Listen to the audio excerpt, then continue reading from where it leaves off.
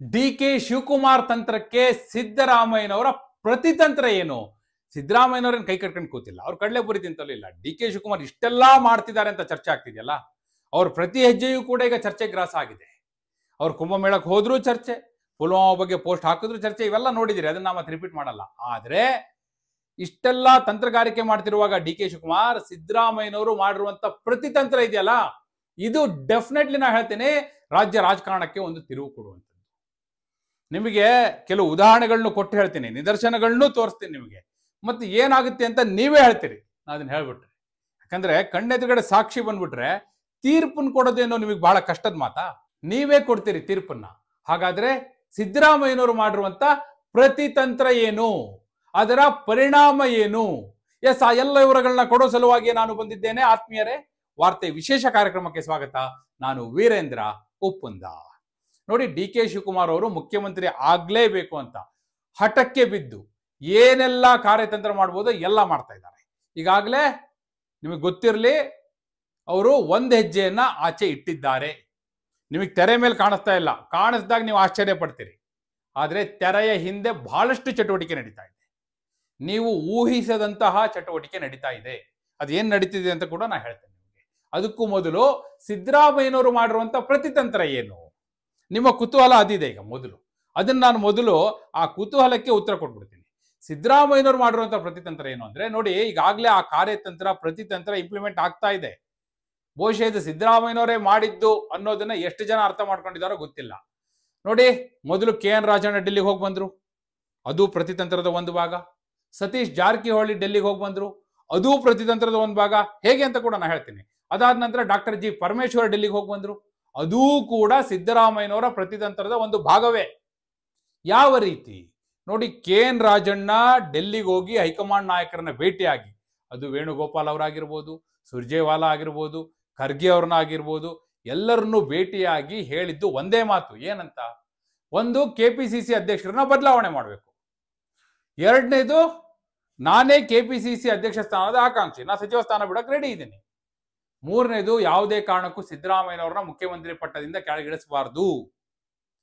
ಒಂದು ವೇಳೆ ನೀವು ಕೆಳಗಿಳಿಸೋದೇ ಆದ್ರೆ ಖರ್ಗೆ ಅವರೇ ನೀವೇ ಆಗಿ ಮುಖ್ಯಮಂತ್ರಿ, ಆದ್ರೆ ಡಿ.ಕೆ. ಶಿವಕುಮಾರ್ ಮಾತ್ರ ಯಾವುದೇ ಕಾರಣಕ್ಕೂ ಮುಖ್ಯಮಂತ್ರಿ ಆಗ್ಕೂಡ್ದು. ಅದನ್ನ ಒಪ್ಪಲ್ಲ, ಯಾವ ಶಾಸಕರು ಒಪ್ಪಲ್ಲ, ಸ್ಪಷ್ಟವಾಗಿ ಹೇಳ್ತಾರೆ. ಯಾರು? ಕೆ.ಎನ್. ರಾಜಣ್ಣ. ಇದು ಪ್ರತಿತಂತ್ರದ ಒಂದು ಭಾಗ. ಒಂದು ವೇಳೆ ಹೈಕಮಾಂಡ್ ಈಗಾಗಲೇ ಫಿಕ್ಸ್ ಮಾಡಿದಂತ ಡೇಟಿಗೆ ಸಿದ್ದರಾಮಯ್ಯನವ್ರು ಹೋಗಿ ಬಂದಿದ್ದಿದ್ರೆ ಇಷ್ಟೆಲ್ಲ ಅವರಿಗೆ ಮೆಸೇಜ್ ಕನ್ವೆ ಮಾಡೋಕ್ಕೂ ಆಗ್ತಿರ್ಲಿಲ್ಲ, ಹಾಗೂ ಹೈಕಮಾಂಡ್ನ ಮನಸ್ಥಿತಿ ಏನಿದೆ ಅದನ್ನ ಗ್ರಾಸ್ ಮಾಡೋಕ್ಕೂ ಆಗ್ತಾ ಇರಲಿಲ್ಲ. ಫಿಕ್ಸ್ ಆಗಿ ಡೇಟ್ ಯಾವುದು ಅಂದ್ರೆ ಜನವರಿ 28ನೇ ತಾರೀಕು ಸಿದ್ದರಾಮಯ್ಯವರು ಡಿ.ಕೆ. ಶಿವಕುಮಾರ್ ಡೆಲ್ಲಿಗೆ ಹೋಗಬೇಕಿತ್ತು. ಆಗಲೇ ಹೆಚ್ಚು ಕಮ್ಮಿ ಒಂದು ತಿಂಗಳು ಆಗೋಯ್ತು.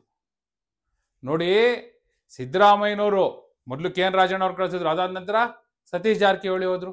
ಅವ್ರು ಡೈರೆಕ್ಟ್ ಆಗಿ ಹೇಳ ಬಂದ್ರು, ನೋಡಿ, ಒಂದು ವೇಳೆ ಡಿ.ಕೆ. ಶಿವಕುಮಾರ್ ಅವ್ರನ್ನ ಏನಾದ್ರು CM ಮಾಡಿದ್ರೆ 60 ಜನ ಶಾಸಕರು ಪಕ್ಷ ಬಿಡ್ತಾರೆ ವಿತ್ ನಂಬರ್ ಹೇಳ ಬಂದ್ರು ಜಾರಕಿಹೊಳಿ ಅವರು. ಯಾವುದೇ ಕಾರಣಕ್ಕೂ ಸಿದ್ದರಾಮಯ್ಯನವ್ರನ್ನ ಬದಲು ಮಾಡಬಾರ್ದು, ಸ್ಪಷ್ಟವಾದ ಸಂದೇಶ ಕನ್ವೆ ಆಯ್ತು. ಇದಕ್ಕಿಂತ ಇನ್ನೇನು ಬೇಕು? ಮತ್ತೆ ಹೇಳಿದ್ರು, ಕೆಪಿಸಿಸಿ ಅಧ್ಯಕ್ಷ ಪಟ್ಟದ ಆಕಾಂಕ್ಷಿ ನಾನು ಒಬ್ಬ ಇದ್ದೀನಿ, ನನಗೆ ಎರಡನ್ನೂ ಕೊಡಿ. ಹಾಗೆ ಡಿ.ಕೆ. ಶಿವಕುಮಾರ್ ಅವ್ರಿಗೆ ಕೊಟ್ಟಿದ್ರಲ್ಲ ನೀವು, DCM ಪ್ಲಸ್ ಕೆಪಿಸಿಸಿ ಅಧ್ಯಕ್ಷ ಪಟ್ಟ ಡಿ.ಕೆ. ಶಿವಕುಮಾರ್ ಅವ್ರಿಗೆ ಕೊಟ್ಟಿದ್ರಿ, ನನಗೂ ಕೊಡಿ, ಸ್ಪಷ್ಟವಾಗಿ ಹೇಳಿದ್ದಾರೆ. ಅದಾದ ನಂತರ ಯಾವಾಗ ಅವ್ರು ಹೋಗಿ ಬಂದು ಪ್ರೆಸ್ ಮೀಟ್ ಎಲ್ಲ ಮಾಡಿದ್ರು, ಡಾಕ್ಟರ್ ಜಿ. ಪರಮೇಶ್ವರ್ ಅವರು ಹೋದ್ರು. ಅವ್ರು ಹೋಗ್ಬಿಟ್ಟು ಸ್ಪಷ್ಟವಾಗಿ ಹೇಳಿದ್ದು ಒಂದೇ ಮಾತು, ನಾನೇ ಮುಖ್ಯಮಂತ್ರಿ ಪಟ್ಟದ ಆಕಾಂಕ್ಷಿ, ನನ್ನೇ CM ಮಾಡಿ. ಈಗ ಜಾರಕಿಹೊಳಿ ಅವರು ಕೆ.ಎನ್. ರಾಜಣ್ಣ ಹೋಗಿ ಖರ್ಗೆ ಅವರೇ ನೀವಾಗಿ ಅಂದ್ರು, ಪರಮೇಶ್ವರ್ ಅವ್ರದ್ದು ಅದೆಲ್ಲ ಮಾತಿಲ್ಲ, ನನ್ನನ್ನೇ ಮಾಡಿ, ಇಲ್ಲಾಂದ್ರೆ ನೀವಾಗಿ. ಡಿ.ಕೆ. ಶಿವಕುಮಾರ್ ಅವ್ರನ್ನ ಯಾರೂ ಒಪ್ಕೊಳ್ಳಲ್ಲ. ಹಾಗೆ ಕೆಪಿಸಿಸಿ ಅಧ್ಯಕ್ಷರನ್ನ ಬದಲಾವಣೆ ಮಾಡಿ. AICC ತನ್ನ ನಿರ್ಣಯವನ್ನು ತಾನೇ ಅನುಷ್ಠಾನ ಮಾಡೋದಿಲ್ಲ ಅಂದ್ರೆ ಮತ್ತು ಪಕ್ಷದಲ್ಲಿ ಯಾವ ಚೌಕಟ್ಟು, ಯಾವ ಶಿಸ್ತು ಯಾರು ಕೇಳ್ತಾರೆ? ನೀವು ಬೇರೆಯವರಿಗೆಲ್ಲ ಎಚ್ಚರಿಕೆ ಕೊಡ್ತೀರಾ, ಆದ್ರೆ AICCಯ ತಪ್ಪು ಹೆಜ್ಜೆಯನ್ನು ಇಟ್ಟರೆ ಎಷ್ಟರ ಮಟ್ಟಿಗೆ ಸರಿ? ಈ ಪ್ರಶ್ನೆಯನ್ನ ಮುಂದಿಟ್ಟು ಬಂದ್ರು. ಹೈಕಮಾಂಡ್ನಿಂದ ಯಾವುದೇ ಉತ್ತರ ಬರಲಿಲ್ಲ, ಅದಕ್ಕೆ ಬಂದು ಹೇಳಿದ್ದು ಕಾರ್ಯಕರ್ತರ ಮುಂದೆ, ಸುಮ್ಮನೆ ಹೇಳಿದ್ದಲ್ಲ. ಮನಸೋ ಹೆಚ್ಚು ವಿಶ್ಲೇಷಣೆ ಮಾಡೋದಲ್ಲ. ಈ ಎಲ್ಲ ಹಿನ್ನೆಲೆಯಲ್ಲೇ ಡಾಕ್ಟರ್ ಜಿ. ಪರಮೇಶ್ವರ್ ಅವರು ರಾಜೀನಾಮೆ ಕೊಡ್ತೀನಿ ನಾನು ಅನ್ನೋ ಮಾತಿನ ಕಾರ್ಯಕರ್ತರ ಎದುರು ಬೇರೆ ಆಯಾಮದಲ್ಲಿ ಹೇಳಿದ್ದು ಇದೇ ಕಾರಣಕ್ಕಾಗಿ. ಇದೆಲ್ಲ ಅನ್ಸುತ್ತೆ, ನಿಮಗೂ ಅನ್ಸುತ್ತೆ, ನನಗೂ ಒಂದೊಂದ್ಸರಿ ಅನ್ಸುತ್ತೆ, ಹೋಗ್ಬೇಕಾಗಿತ್ತು, ಹೋಗ್ಲಿಲ್ಲ, ನಾಟಕಕ್ಕೆ ಹೋಗ್ಬೇಕಾಗಿತ್ತು, ಅಲ್ಲಿ ಹಾಡು ಹೇಳ್ಬೇಕಾಗಿತ್ತು, ಜಾತ್ರೆಗೆ ಹೋಗ್ಬೇಕಾಗಿತ್ತು ಅಂತ ನನಗೂ ಅನ್ಸುತ್ತೆ. ಆದರೆ ಸಮಯ ನನ್ನ ಕೈಲಿದೆ. ನೀವೆಲ್ಲ ದೊಡ್ಡ ಮನ್ಸು ಮಾಡಿ ಒಂದೇ ಮಾತಿನಲ್ಲಿ ಹೇಳ್ಬಿಟ್ರೆ ನಾಳೆ ರಾಜೀನಾಮೆ ಕೊಡ್ತೀನಿ.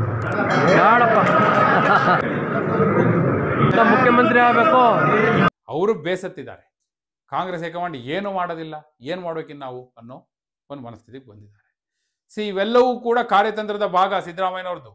ಎಲ್ಲಕ್ಕಿಂತ ದೊಡ್ಡ ತಂತ್ರ ಯಾವ್ದು ಗೊತ್ತಾ ಸಿದ್ದರಾಮಯ್ಯವರು ಅನುಸರಿಸ್ತಾ ಇರೋದು?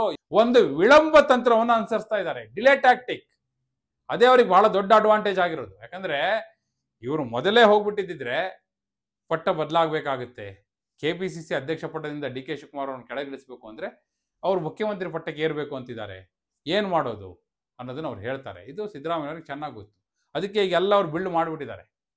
ಏನೆಲ್ಲ ಆಗಬೇಕು ತೆರೆ ಹಿಂದೆ ಸಿದ್ಧತೆಗಳನ್ನ ಮಾಡಿಬಿಟ್ಟಿದ್ದಾರೆ ಆಗಲೇ. ಅದೇ ಕಾರಣಕ್ಕಾಗಿ ದೆಹಲಿಗೆ ಹೋಗುವ ಮುನ್ನ ಏನೆಲ್ಲ ಕೆಲಸ ಮಾಡಬೇಕು ಎಲ್ಲ ಮಾಡ್ತಾ ಇದ್ದಾರೆ. ಎಲ್ಲವನ್ನ ಮಾಡಿ ಮುಗಿಸಿ ಹೈಕಮಾಂಡ್ ಮುಂದೆ ಹೋಗಿ ಸ್ಪಷ್ಟವಾಗಿ ಹೇಳ್ತಾರೆ, ನೋಡಿ ಒಂದು ವೇಳೆ ನೀವೇನಾದರೂ ಮುಖ್ಯಮಂತ್ರಿಯ ಬದಲಾವಣೆ ಅನ್ನುವಂಥ ಆಲೋಚನೆ ಇದ್ದದ್ದೇ ಆದರೆ ಇಷ್ಟು ಟೈಮ್ ಬೇಕು ನನಗೆ. ಅವ್ರು ಹೇಳ್ತಾರೆ, ಹೈಕಮಾಂಡ್ ಏನಾದ್ರು ನೇರವಾಗಿ ಹೇಳಿದ್ರು ಕೂಡ ಟೈಮ್ ಬೈ ಮಾಡ್ತಾರೆ. ಅದಕ್ಕೆ ನಾ ಹೇಳಿದ್ದು ವಿಳಂಬ ತಂತ್ರ ಅಂತ. ಟೈಮ್ ಬೈ ಮಾಡಿದ ನಂತರ ಆ ಟೈಮ್ ಬೈ ಮಾಡೋದು ಎಲ್ಲಿಯವರೆಗೂ ಇರುತ್ತಂದ್ರೆ ಅವ್ರು ಫಸ್ಟ್ ಕೇಳೋದು ನನಗೆ ಪೂರ್ತಿ 5 ವರ್ಷ ಮಾಡ್ಲಿಕ್ಕೆ ಅವಕಾಶ ಕೊಡಿ ಅಂತಲೇ ಕೇಳೋದು. ಹೈಕಮಾಂಡ್ ಹಾಗಾಗೋದಿಲ್ಲ. DK ಶಿವಕುಮಾರ್ ಅವರು ಕ್ಲೈಮ್ ಮಾಡ್ತಿದ್ದಾರೆ ಅಂತ ಹೇಳಿದ್ರು ಕೂಡ ಅವರು ದೇವರಾಜ ಅರಸು ಅವರ ರೆಕಾರ್ಡ್ ಮುರಿಯೋದಿರ್ಬೋದು, ಮತ್ತೊಂದಿರ್ಬೋದು. ಅವರ ಗುರಿ ಏನಿದೆ, ತನ್ನ ಏನೆಲ್ಲ ಇಂಪ್ಲಿಮೆಂಟ್ ಮಾಡಬೇಕಾಗಿದೆ, ಜಾತಿ ಗಣತಿ ಇವೆಲ್ಲವನ್ನು ಕೂಡ ಅವರು ತರ್ತಾರೆ. ಅವೆಲ್ಲವೂ ಕೂಡ ಇಂಪ್ಲಿಮೆಂಟ್ ಆಗಬೇಕು ಅಂತ ಹೇಳ್ತಾರೆ.